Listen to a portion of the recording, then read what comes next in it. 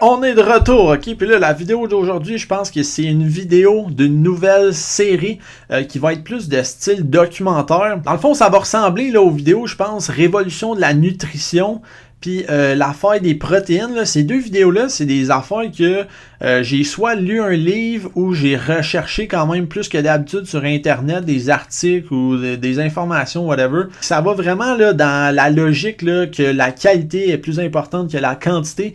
Ok, ces derniers temps, ça faisait presque un an que je faisais 2 vidéos par semaine. Mais hélas, je regarde les sujets là, que je voulais faire cette année. Puis j'étais comme, genre, je veux parler de ça, mais je veux bien parler, puis vraiment faire un bon round-up, là, genre bien globaliser ça. Donc, j'espère que la vidéo d'aujourd'hui va vous plaire. Et puis, pourquoi je voulais faire une vidéo sur les drogues? Je sais même pas que ça fait vraiment la cocaïne, ou toutes les drogues, tu sais, l'ecstasy, speed, tu sais, les petites pilules, la crystal meth, comme dans Breaking Bad. Fait que là, je voulais vraiment clarifier ça, je voulais rechercher sur les sujets, fait que c'est vraiment pour ça que je suis motivé à faire ça, ok? Fait que pour tous ceux là que eux autres non plus, ils savaient pas que ça faisait toutes ces drogues-là sur ton corps, sur ta tête, ben là, on va le savoir aujourd'hui. Alors, let's go! C'est bon, ça va? Ready? Ok. Tout d'abord, la définition Wikipédia d'une drogue est la suivante. Une drogue est un composé chimique, biochimique ou naturel capable d'altérer une ou plusieurs activités neuronales et ou de perturber les communications neuronales. Autrement dit, c'est une substance qui va changer le fonctionnement de ton cerveau. De façon générale, là, tout ce qui est une addiction peut être considéré comme une drogue. Autant aller au gym que de faire de l'escalade, que de se piquer à quelque chose, que le magasinage, que le gambling. Mais dans la vidéo, là, je vais me pencher vraiment plus sur les substances. Ensuite, il faut savoir qu'il y a des drogues légales et des drogues illégales. Mais une drogue légale peut être tout aussi dangereuse ou pas qu'une drogue illicite. Alors, tout d'abord, nous autres, on y va avec les drogues illicites, donc les drogues illégales. Et merci beaucoup au tableau d'identification des drogues de la GRC parce que c'est vraiment à ça que j'ai été capable d'assembler toutes les informations pour les drogues que voici. Donc, premièrement, la cocaïne sous forme de poudre. Les termes du milieu sont coke, coca, coco, neige, poudre, Charlie, dust, snowflake. Les modes de consommation sont inhalé et injecté. La catégorie de drogue, ok, c'est un stimulant. Donc, ça augmente le niveau d'éveil et l'activité générale du cerveau. En plus, ça rend le consommateur plus alerte et plus énergique. Donc, comme un peu du café, là, mais différent. Parce que les effets sont de l'euphorie, de la stimulation, de l'insomnie, une perte d'appétit et un comportement impulsif. Ensuite, il y a même de la cocaïne sous forme de roche, tabarouette. Ouais, ça existe. Les termes du milieu sont crack, freebase, roche. Les modes de consommation, ben, il y en a juste un, c'est fumer. Catégorie, c'est un stimulant, donc la même chose que tantôt. Et les effets, c'est les mêmes que la cocaïne en poudre, mais c'est plus rapide et plus intense. Ecstasy ou MDMA, les termes du milieu sont I ou E, whatever, je vais les dire en anglais. Ecstasy, X, pilule, peanut, extase, dove ou love drug. Les modes de consommation, ingérer. Catégorie, c'est un stimulant, donc comme la cocaïne, on l'a vu tantôt. Et ensuite aussi, perturbateur / hallucinogène. Ça, ce que ça veut dire, c'est que ça modifie les perceptions sensorielles. Donc, ça provoque chez le consommateur des changements de l'humeur, de la perception, de la pensée et de l'état de conscience. Les effets, c'est de l'euphorie, ça réduit la fatigue, ça amplifie des émotions et des perceptions sensorielles et ben ça amène un comportement impulsif. GHB ou gamma hydroxybutyrate. Les termes du milieu sont GH ou GH, jus, ecstasy, liquide, drogue du viol. Les modes de consommation sont ingérer. La catégorie, c'est un dépresseur. Donc, dans le fond, ça diminue l'activité générale du cerveau. Ça provoque un sentiment de relaxation qui peut rendre le consommateur moins conscient de son environnement. Les effets qu'on voit, pour une dose modérée, dans le fond, il va y avoir de la quiétude, de l'euphorie, de la communication facile et de la relaxation. versus une forte dose, ben là, on va observer des vertiges, une incoordination motrice, de l'incohérence verbale, des étourdissements, de la somnolence. Ça peut même entraîner une amnésie, donc des pertes de mémoire. Héroïne, les termes du milieu sont smack, hard stuff, horse, junk, point. Les modes de consommation sont inhalés et injectés. Catégorie, c'est un dépresseur, fait que comme on a vu tantôt, ça te rend plus relax et moins conscient de ton environnement. Les effets, c'est l'analgésie, la dépression, ça enlève la douleur, puis il y a une grande euphorie. LSD ou acide lysergique diéthylamide. Terme du milieu, ok, c'est de l'acide, cap d'acide, buvard, microdots, bullseye, big D. Les modes de consommation sont ingérés. La catégorie, dans le fond, c'est un perturbateur / hallucinogène. Donc, comme on l'a vu tantôt, ça amène des changements d'humeur, de perception, de la pensée et de l'état de conscience. Les effets qu'on peut observer quand on prend ça, c'est de l'hilarité, des hallucinations, des perceptions modifiées et de l'agitation. Champignon magique, on entend des fois Joe Rogan appeler ça le psilocybin, donc c'est ça que ça veut dire, psilocybin, les champignons magiques. Les termes du milieu, donc ça peut être aussi appelé mosh ou magic mushroom. Mode de consommation, ingéré. La catégorie, c'est perturbateur / hallucinogène, donc les effets sont détente, rêverie, sensibilité, illusion, hallucination. Méthamphétamine, donc sous forme de comprimé, ok? Les termes du milieu, ça va être speed, peach, pink, peanut, bonbon, vitesse, pilule. Les modes de consommation, ingéré. Catégorie, c'est un stimulant, donc ça te rend plus alerte, plus énergique. Les effets, ben c'est de l'euphorie, une plus grande vivacité d'esprit, volubilité excessive, donc ça veut dire trop parler. Sensation de bien-être, diminution de l'appétit. La méthamphétamine fumée ou injectée, ça provoque une intense sensation d'euphorie appelée rush. Puis il faut aussi savoir que les effets seront également plus rapides et plus puissants. Donc quand c'est fumé ou injecté, watch out! La méthamphétamine sous forme de fins cristaux, donc comme on voit dans Breaking Bad. Ah, tight, yeah! Ah, blue, yellow, pink! Whatever, man, just keep bringing me that. Les termes du milieu sont Crystal Meth, Ice, Crank, Glass, Tina, fabriqué par qui? Heisenberg. Ok, mode de consommation, fumé et injecté. La catégorie, c'est un stimulant. Les effets, ben même chose qu'on vient de voir avec les comprimés. Ensuite, il y a même la méthamphétamine en poudre. Les termes du milieu, ça va être meth ou chalk. Mode de consommation, inhalé et injecté. Catégorie, encore un stimulant. Les effets, même chose que les deux autres avant.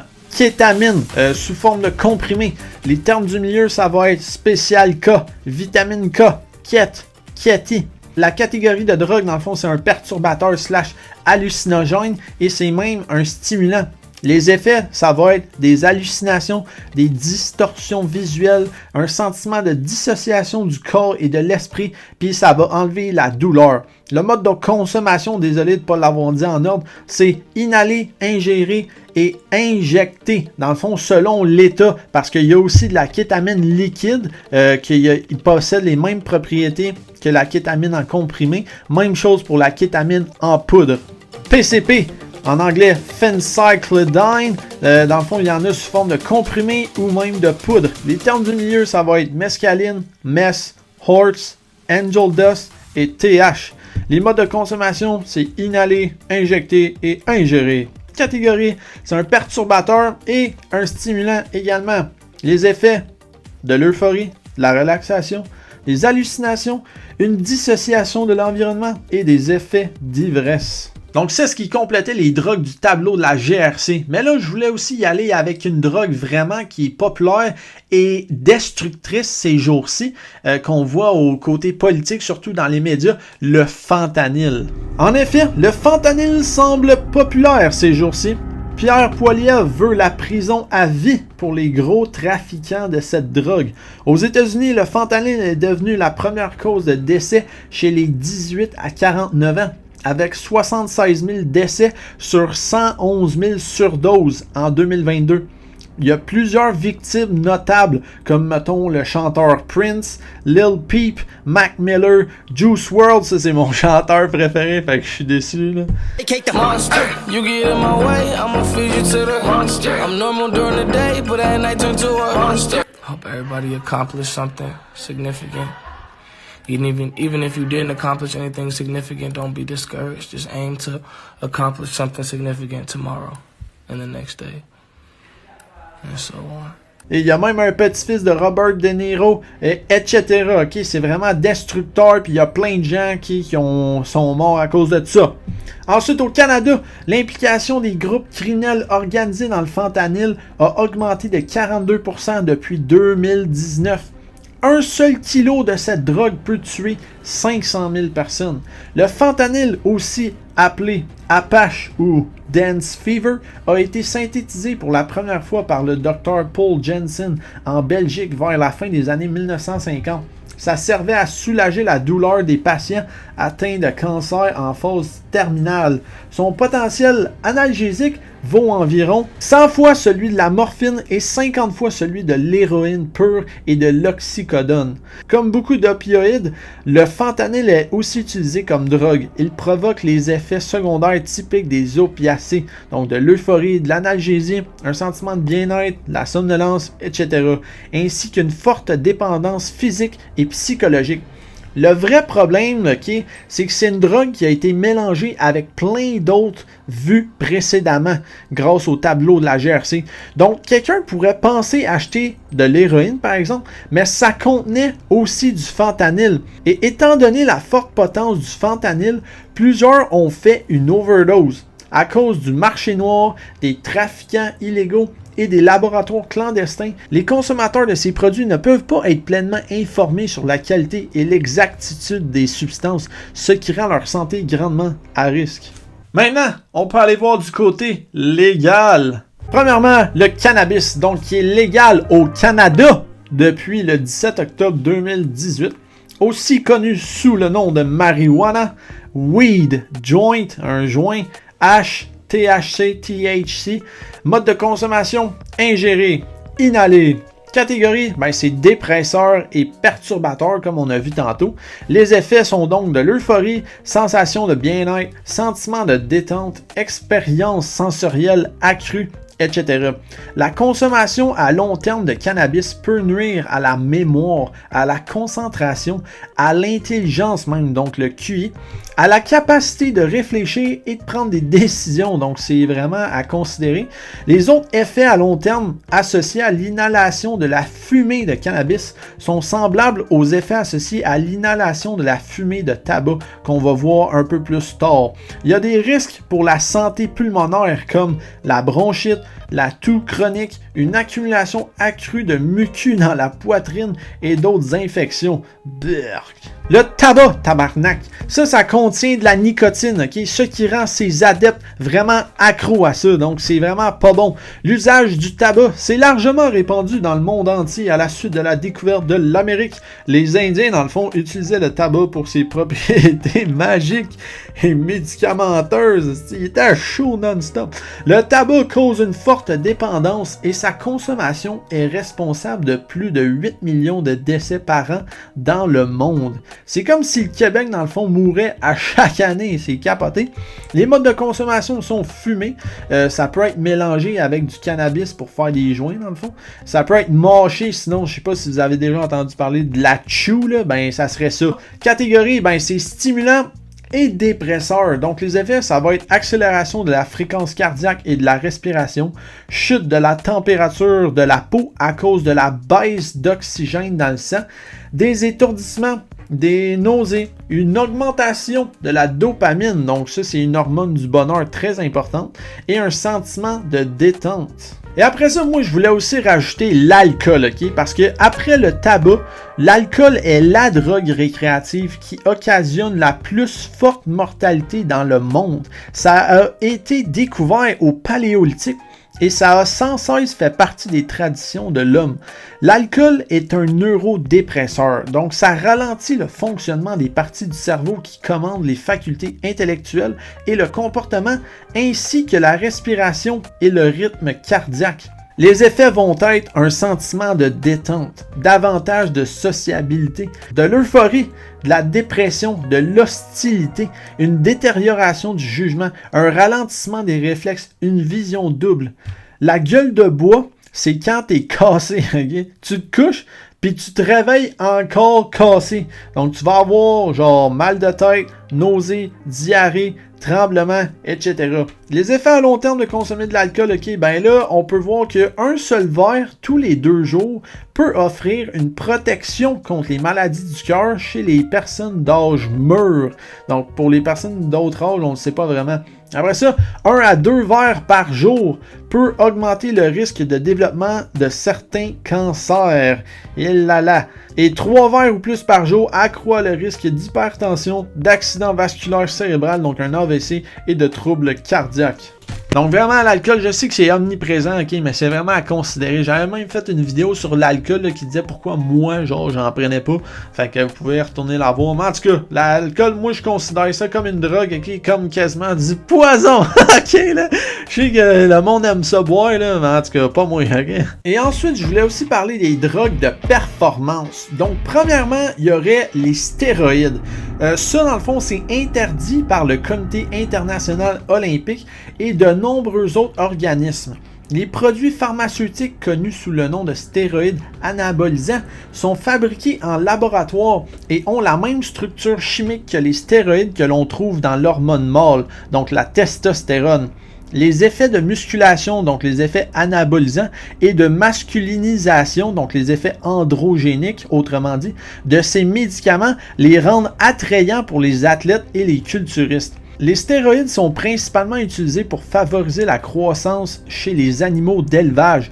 Ils sont parfois prescrits aux êtres humains pour traiter un retard de la puberté, certains types d'impuissance et l'amaigrissement dû au sida et à d'autres maladies. Les stéroïdes fabriqués par les sociétés pharmaceutiques ne sont disponibles légalement que sur ordonnance, alors que la plupart des stéroïdes utilisés par les athlètes sont introduits en contrebande, volés ou fabriqués dans des laboratoires illégaux, donc clandestins. Les modes de consommation sont des comprimés, des capsules, des injections ou même des crèmes ou des gels qu'on applique sur la peau. Les haltérophiles et les culturistes qui utilisent des stéroïdes prennent souvent des doses jusqu'à 100 fois supérieures à celles utilisées pour traiter des troubles médicaux. Donc on parlait tantôt des propriétés comme médicinales des stéroïdes. L'affaire, c'est que les athlètes, quand ils consomment ça, ils en consomment trop. Donc on va voir des effets néfastes comme on va voir un peu plus tard.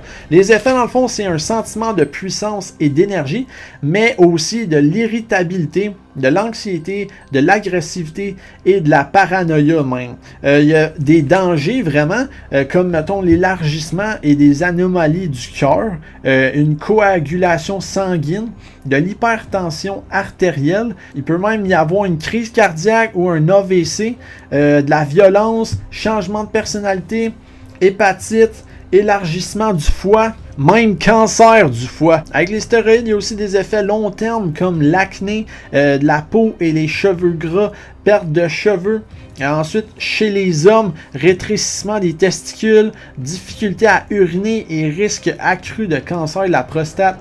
Chez les femmes, mettons, on peut voir une masculinisation du corps, donc réduction de la taille des seins et de la masse grasse du corps, durcissement de la peau, élargissement du clitoris, voix plus grave, pilosité excessive, perturbation ou arrêt du cycle menstruel, etc. Chez les adolescents, on peut voir un arrêt de la croissance, donc c'est vraiment quelque chose qu'on ne souhaite pas. Puis c'est aussi à noter que certains effets disparaissent au terme de l'usage, mais d'autres sont permanents. Ensuite, la caféine. Ça, c'est un stimulant qui accélère le fonctionnement du système nerveux. C'est la drogue la plus consommée au monde. Elle est naturellement présente dans le thé, le café, le chocolat et d'autres affaires. Elle est artificiellement présente dans beaucoup de boissons énergisantes, de soda et de suppléments. La consommation mondiale de caféine est à 120 000 tonnes par année. Donc c'est comme si on remplissait 48 piscines olympiques et qu'on vidait ça au courant de l'année.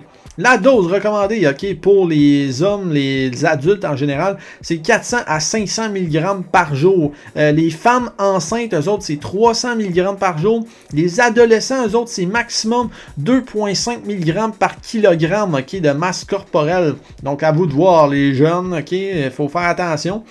Sinon, c'est important de noter que tu peux arrêter pendant 7 à 9 jours pour déconstruire la tolérance que tu as accumulée à force d'en consommer. Ça, c'est vraiment un truc là, que tu peux faire, mettons, dans le temps de tes vacances. Comme ça, quand tu repars dans ta routine, ben, t'es plus tolérant à la caféine. Fait qu'une petite dose peut avoir des effets vraiment suprêmes sur toi au lieu de tout le temps devoir prendre une forte dose à chaque jour. Ensuite, les effets qu'on peut observer, c'est que ça stimule le cerveau. Ça a un effet positif sur l'humeur, ça retarde la fatigue, ça aide à mieux exécuter les tâches cognitives et physiques. Mais trop en consommer, genre mettons en haut de 500 mg par jour, ben ça va amener des maux de tête, maux d'estomac, la nervosité, de l'insomnie. Mais ça permet aussi d'aller à la toilette plus facilement.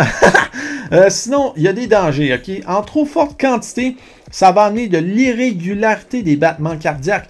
Et c'est aussi à ne pas prendre avec de l'alcool parce que la caféine masque les signes de l'intoxication.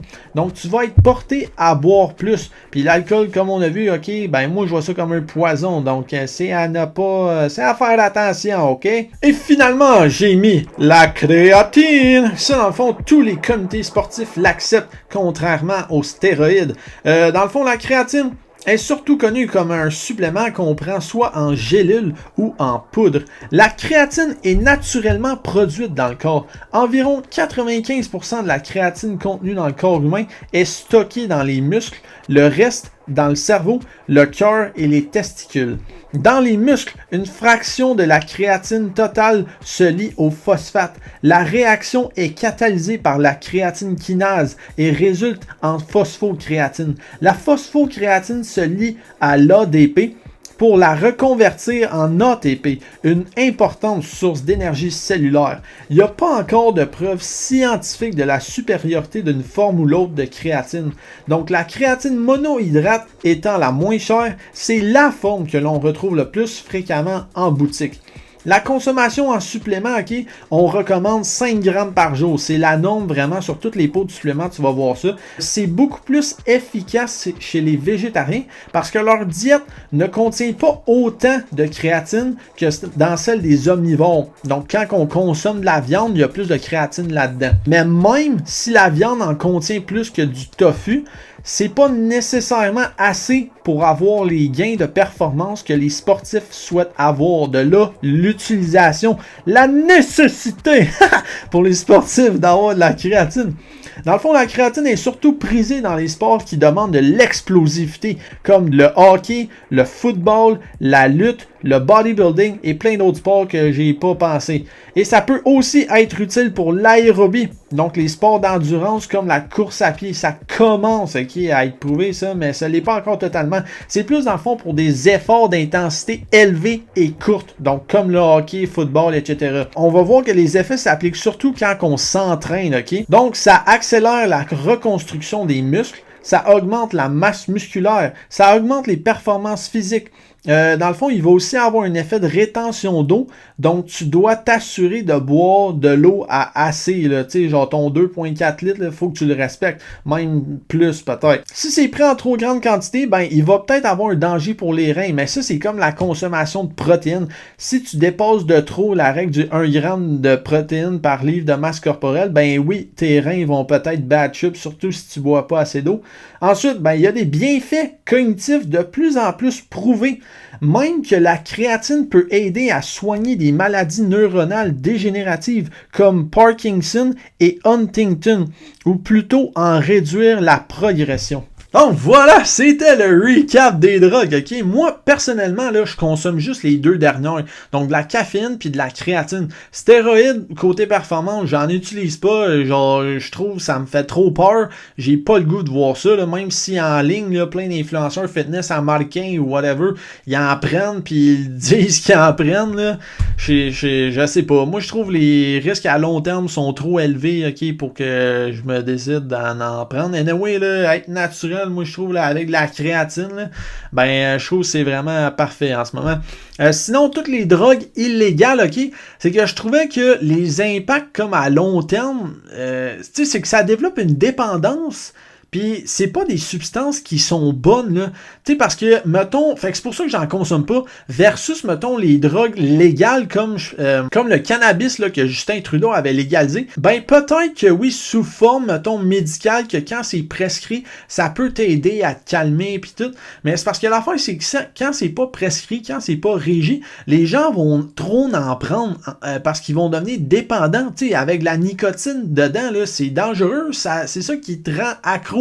Donc, tu vas trop en prendre, puis là, ça va trop fucker ton cerveau, tu sais, comme trop, c'est comme pas assez, là. Fait que c'est pour ça que c'est important de vraiment légaliser les drogues, okay, qui sont pas si nocives que ça, comme genre avec le cannabis puis le tabac. Mais moi, honnêtement, je fais juste regarder les effets, puis j'en consomme pas. Tu sais, j'ai besoin de me calmer, ben, je vais respirer, je vais aller au gym, je vais aller courir, faire de l'activité physique, puis ça va me calmer. Tu sais, ceux qui disent qu'ils sont hyper actifs, là, fuck you, ok, là, va bouger, va t'entraîner, man. Tu vas voir, tu t'approches plus des pieds à ton bureau, ok, là. Même affaire pour l'alcool, là, moi, je vois ça vraiment comme du poison, le Huberman, il en a parlé, là, que ça, c'est l'alcool, genre, ça passe à travers tes cellules, genre, c'est pas comme de l'eau, là, genre, fait que, en tout cas, je touche pas à ça, ok? Donc, ce qui fait en sorte que moi, je touche juste vraiment à la créatine puis à la caféine, qui sont des bonnes drogues de performance, selon moi. Donc, sinon, j'espère que ça vous aide en tabarouette. Et puis aussi, si vous voulez, genre, un résumé de la situation des drogues dans le monde, là, ben, il y a comme un rapport mondial sur les drogues de 2024 qui résume vraiment là, les points importants, là. Puis c'est dur d'avoir des statistiques sur genre le, tu sais, combien ça vaut, parce que tu sais c'est du marché noir, fait que tu sais si les gens sortaient des statistiques comme ça, les mondes seraient genre ok, mais comment ça tu sais ça toi? Fait qu'on peut juste comme faire des approximations, mais j'ai pas été capable d'en trouver tant que ça, là. C'est plus on sait mettons des causes de mortalité, mais on sait pas vraiment le marché vaut combien en termes de milliards de dollars. Mais quand même, c'est intéressant à lire, puis c'est quoi les situations, c'est quoi que les gouvernements travaillent pour vraiment gérer ça, la crise des drogues et tout. Sinon, j'espère que ça l'a éclairé, ok, pour ceux qui, comme moi au début, ils savaient pas tout. J'espère que c'était pas trop vite non plus, là, au pire, tu réécoutes la vidéo, là, mais là, je sais qu'elle est quand même longue, là. En tout cas, elle est faite, ok, la vidéo des drogues. J'espère que vous avez aimé, et on se revoit dans une autre vidéo, ok, que moi, j'aime ça faire plein de types de vidéos. Fait que toute ma vie, c'est ça que je vais faire. Mais vraiment, je suis dans une vibe là, en ce moment que je focus sur la qualité plutôt que la quantité. J'aime mieux ça, puis j'ai pas vraiment un rythme. Là. Je vais aller sortir mes vidéos quand que ça donne, tout en continuant de travailler fort puis en ayant du plaisir, bien sûr. Là. Donc, sur ce, abonnez-vous si vous voulez, puis on se revoit bientôt. Okay, Heisenberg! Next week.